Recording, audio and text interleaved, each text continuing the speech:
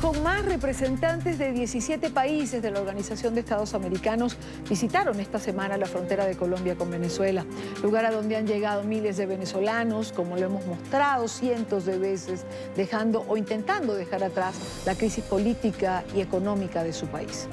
La misión, que analiza cómo conseguir recursos internacionales para hacer frente a este creciente flujo migratorio, calificó de triste esta situación. El embajador de los Estados Unidos ante la organización, Carlos Trujillo, aseguró que es impactante el panorama que se ve en la zona limítrofe e indicó que la OEA tiene la obligación de encontrar una solución. Hemos visto con nuestros ojos lo que está sucediendo en la crisis venezolana. Hemos visto las caras de los niños, de las mujeres, de las madres, de los padres desesperados cruzando una frontera con valijas vacías solo para retornar con un poco de comida para vivir unos días. Ahora bien, ¿qué dijo el presidente de la Asamblea Constituyente madurista en Venezuela, Diosdado Cabello? ¿Cómo se refirió a esta visita de la delegación de la OEA en su programa? Escuchemos. Todo porque, mira, así es la derecha, todo porque ayer iba un grupo de gente que no tiene oficio de la OEA, pues, que se bajaron en un avión de la Fuerza Aérea Colombiana en un aeropuerto, se tomaron la foto con el fondo del avión, la OEA en Colombia para presenciar la crisis venezolana. No fue en su programa, fue en la sede del Congreso, porque esa silla él está allí instalado en el Parlamento venezolano. Gente sin oficio. Tengo un sin oficio aquí con nosotros en la tarde de hoy. David Smolansky, coordinador del Grupo de Trabajo de la Organización de Estados Americanos para la Migración Venezolana. David, bienvenido, buena tarde. ¿Cómo estás, Gerania? Muchísimas gracias por la invitación. ¿Por qué se tiene que ser tan irrespetuoso de allá para acá? Diosdado Cabello tiene por diseño que el país se vacíe,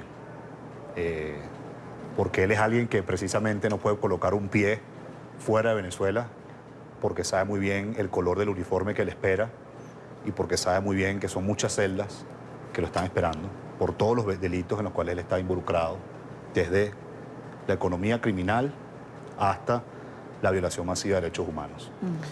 Esta crisis humanitaria que hay en Venezuela, que no tiene precedentes en América Latina por la falta de comida y medicinas, ha hecho que 3 millones de venezolanos se hayan ido de su país y hoy estén en condición de refugiados. Hoy los venezolanos somos la segunda población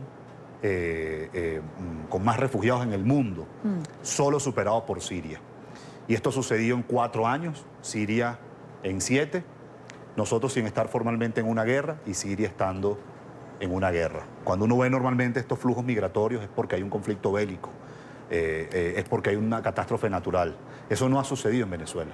Ha sido un desastre similar a una guerra diseñado por una dictadura perversa, cruel, que no le interesa lo más sagrado que tiene un ser humano, que es el derecho a la vida, y todos los días mueren venezolanos porque no hay comida, porque no hay medicina, por inseguridad o por represión política. Así que esta visita, y perdóname que me extienda en esta primera parte, que hicimos de la Organización de Estados Americanos con 17 países miembros, donde fuimos a 2 fronteras, Maicao, departamento de La Guajira, frontera con el estado Zulia, y Cúcuta, departamento del norte de Santander, con el estado Táchira, fue importante para que estos embajadores, estos representantes diplomáticos pudiesen ver la tragedia que está viviendo el pueblo venezolano y sobre todo el drama de la separación familiar y cómo tanta gente en contra de su voluntad se está yendo de Venezuela para poder sobrevivir.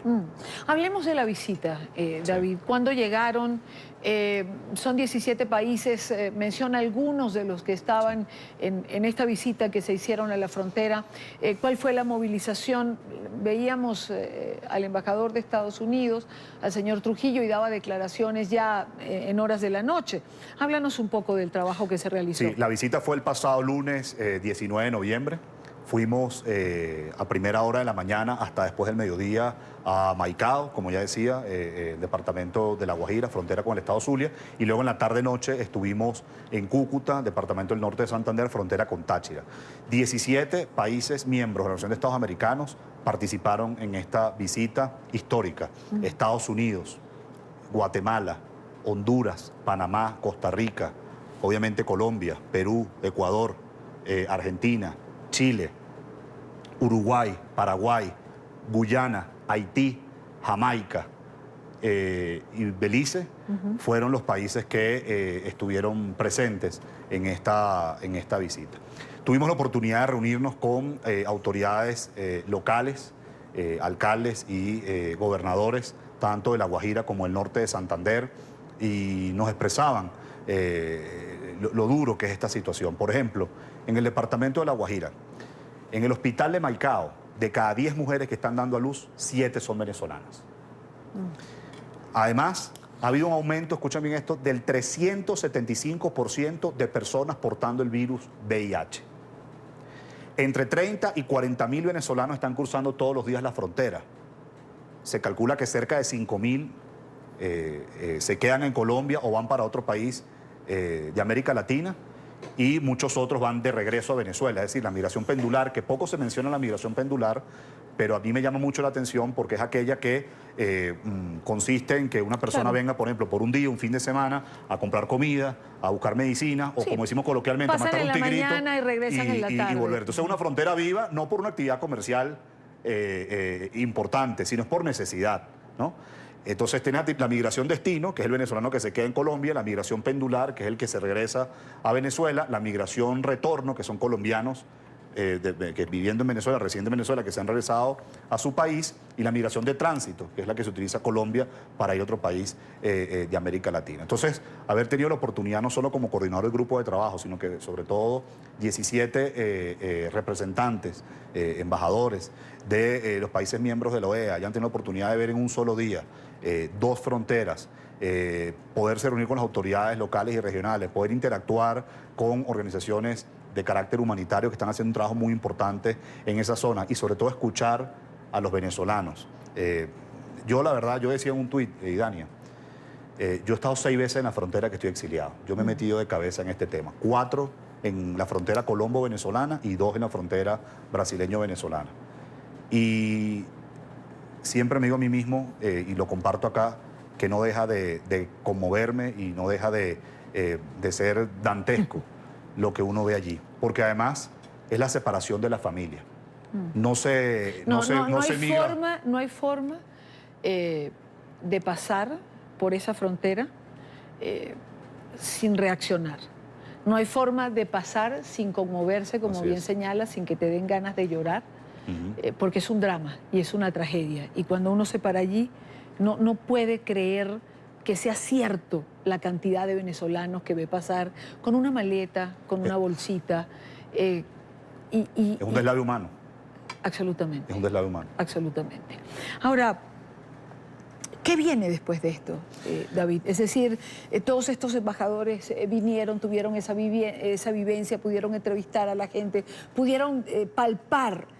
¿Qué hacer ahora con todo eso? Bueno, ahora el grupo de trabajo pues va a hacer un informe sobre específicamente esta visita, un informe que se va a discutir en el Consejo Interamericano de Desarrollo Integral de la Organización de Estados Americanos, enfocados en alimentación y salud, este lunes 26 de noviembre, y luego en diciembre se quiere presentar un informe de esta visita en el Consejo Permanente. Esto servirá de un insumo para el informe general que está preparando el grupo de trabajo para el primer trimestre de 2019, donde ahí queremos evidenciar las razones por las cuales millones de venezolanos huyen en contra de su voluntad. En segundo lugar, describir la situación que se encuentran los migrantes y refugiados venezolanos en los países receptores. Y en tercer lugar, queremos elaborar una serie de recomendaciones a los gobiernos de los países receptores para implementar políticas coordinadas. Aquí es muy importante que este tema, que no tiene precedente en América Latina, que hoy es la crisis migratoria más grande del hemisferio occidental, no se atiende de manera individualizada. Es decir, no que es un problema solo de Colombia, o solo de Perú, o solo de Ecuador, o solo de Argentina. Aquí tiene que haber una respuesta regional, articulada, y que sobre todo el migrante y refugiado venezolano no encuentre mucha diferencia si llega a Ecuador o a Perú, si llega a Brasil o a Panamá, si llega a Colombia o a Argentina. Eso también lo queremos impulsar el grupo de trabajo en cuanto a la regularización, el acceso al trabajo, el acceso a la educación, acceso a la salud. Y bueno, yo quiero decir que el gobierno de Colombia, que además ha sido anfitrión de esta visita a la Organización de Estados Americanos, está haciendo un esfuerzo enorme por atender y proteger a migrantes y refugiados venezolanos. Ya son 1.100.000 venezolanos en Colombia, son 500.000 venezolanos en Perú, son 250.000 venezolanos en Ecuador. O sea, solamente en esos 3 países andinos hay 1.850.000 venezolanos.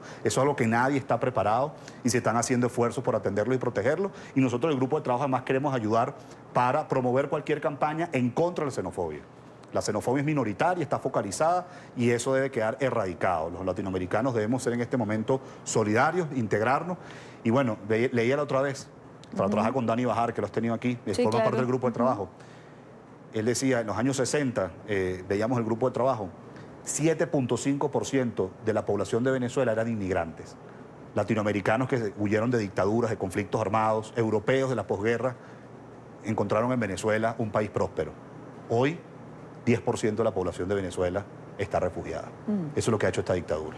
Así es, son las cifras de la realidad. Entiendo, David, que sigues a Quito, que vas a visitar la frontera, ahora las zonas de frontera por donde entran los venezolanos que siguen, ¿no?, de Colombia hacia allá. Voy a estar específicamente en Quito, en Ecuador, porque ahí vamos a tener 2 días de trabajo a partir de mañana.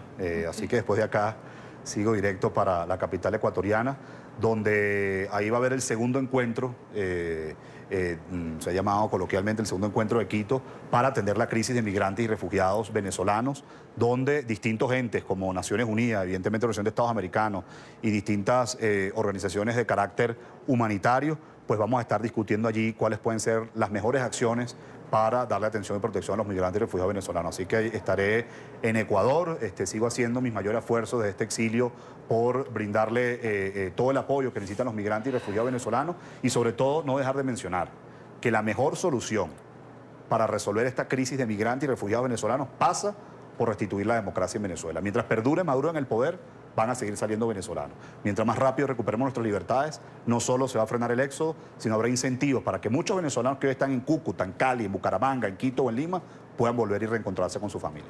A propósito de eso, no puedo dejar de preguntarte lo que es noticia no solo en Venezuela, ¿no?, sino a nivel internacional, y tiene que ver con toda esta trama de corrupción que ha develado la justicia estadounidense, donde se mencionan nombres como los de Raúl Gorrín, actual dueño de Globovisión, el canal de noticias en Venezuela. Cuando se habla de una cifra vulgar, por decirlo menos, $1.000 millones en sobornos. Sí. Cuando decía yo hace un momento, la primera parte del programa que lo dedicamos a este tema, que cuando contrapones la crisis humanitaria, la tragedia venezolana, con estas cifras, con este tipo de actuación, uno no puede menos que indignarse. Y te voy a contar una anécdota y luego 2 temas con este episodio delicado. Después que visitamos el Puente Internacional Simón Bolívar y nos montamos en el bus para tener la reunión con las autoridades locales y regionales del norte de Santander, y me acuerdo que acababa de despedir a un señor que me conmovió, que estaba en silla de ruedas, que tenía más de 70 años de edad y que se estaba regresando a Venezuela porque vino por el día a buscar medicinas y buscando también otra silla de ruedas. Me entero la noticia de este señor Gorrín. Por gente como él y por muchos otros que iremos conociendo, es que hoy los venezolanos se sumergen en el hambre, en la pobreza, en el abandono, y duermen en albergues, en campamentos de refugiados o en vías públicas en alguna parte de Sudamérica. Tiene que haber justicia, y quienes somos servidores públicos, y Dani, yo que he pasado por las luchas estudiantiles, he pasado por la lucha partidista a nivel nacional, tuve gestión local en el Hatillo y ahora en el exilio, la transparencia, los gobiernos abiertos, la rendición de cuentas, la honestidad debe ser una prioridad. Este señor, como bien decías, $1.000 millones en soborno. Por menos, varios presidentes latinoamericanos fueron sacados de su ejercicio del cargo y están presos, por menos de eso. Y además este señor es uno de los artífices de la censura moderna, ahora hablo como periodista, a los medios de comunicación, donde cerrarlo, como ocurrió con Radio Caracas Televisión, era un costo político elevado, que se buscaron empresarios afines, sumergidos en corrupción, sumergidos en redes de lavado de dinero, y con eso mantenían un canal abierto para manipular la información y de una u otra forma engañar a la gente de que aquí no había censura y lo que había era una autocensura. Entonces también eso es una moraleja de cómo actúan las dictaduras modernas, buscando empresarios afines y corruptos para censurar a los medios de o para autocensurar a los medios de comunicación. Y ante esto no puede haber medias tintas, ante esto no puede haber grises, ante esto no puede haber duda. Toda persona que haya defalcado a la nación tiene que pagar en la justicia y tiene que ser condenado, porque por ellos es que hoy hay tanta pobreza en Venezuela, hay tantos refugiados, hay tanta gente padeciendo enfermedades que habían sido erradicadas y hay tantos niños que están desnutridos. Y se lo digo sobre todo a los jóvenes que están hoy en las universidades, que están dando una lucha, quienes estamos en política, la transparencia y la honestidad en todo cargo debe ser la prioridad. El que se quiera lucrar en política sabe que ese no es el camino. Ahora, quiero decirlo de una forma coloquial, ¿no? Y me excuso con nuestra teleaudiencia, pero ¿te entra un fresquito de que la justicia estadounidense por lo menos devele lo que todo este entramado corrupto que se armó alrededor de todos estos personajes, con la anuencia, por supuesto, de la Revolución Bolivariana? Por supuesto, porque yo cuando era alcalde de Latillo, nosotros teníamos dos obsesiones: la seguridad ciudadana y la transparencia. Cuando empecé como alcalde de Latillo, esa alcaldía estaba en el puesto 67 de 68 evaluadas según Transparencia Internacional. Y a principio de este año, Transparencia Internacional colocó a la alcaldía de tercera de 150 evaluadas. Y para nosotros la rendición de cuentas era una obsesión. Entonces, cuando ha habido gente que ha defalcado a la nación y que es responsable de todo este deslave humano, pues por supuesto me entra un fresquito. Pero no podemos quedarnos acá. Esta es la punta del iceberg. Y hay que ser muy pedagógico. Claro. Yo me tomo el atrevimiento hacia los medios de comunicación. Ser muy pedagógico, ¿qué significa 1.000 millones de dólares? Claro. Insisto, los sobornos de Odebrecht en América Latina fueron 800 millones de dólares. Fue menos que eso. Fue un 20% menos que eso. Y hay presidentes que están presos y otros que salieron de su cargo por estar implicados en esos actos de soborno. Cuando Jordania hace unos años dijo que por Cadivi lo que se sabía, se había despilfarrado 25.000 millones de dólares. Eso es el equivalente a 5 años de ingreso en Panamá por el canal, que es su principal fuente de ingreso, o es 3 veces el aeropuerto de Ciudad de México, que es el gran debate que se está dando hoy en ese país. 3 veces, solo por decirlo de Jordania. Se calcula que se han despilfarrado en Venezuela más de 200.000 millones de dólares. Eso sería el defalco más grande de la historia contemporánea de la humanidad. 200.000 millones de dólares. Hoy estaríamos inundados en autopistas, estaríamos inundados en hospitales, estaríamos inundados en escuelas, estaríamos inundados en centros de investigación, estaríamos inundados en puertos y en aeropuertos modernos, estaríamos inundados de gente que no habría salido en contra de su voluntad, sino habría salido voluntariamente con una beca a formarse en la mejor universidad del mundo para volver en Venezuela y ejercer desde el punto de vista profesional. Estaríamos inundados de venezolanos en nuestro territorio y no estaríamos viendo a los venezolanos irse. Eso es lo que ha hecho la corrupción. Sí. Y es el peor cáncer que ha tenido Venezuela, que ha hecho metástasis y que ante eso, insisto, hay que tener anticuerpos y ante eso no se puede tener medias tintas. David Smolaski, coordinador del grupo de trabajo de la OEA sobre migración venezolana. Gracias por estar aquí, Gracias como por la siempre. invitación. Gracias.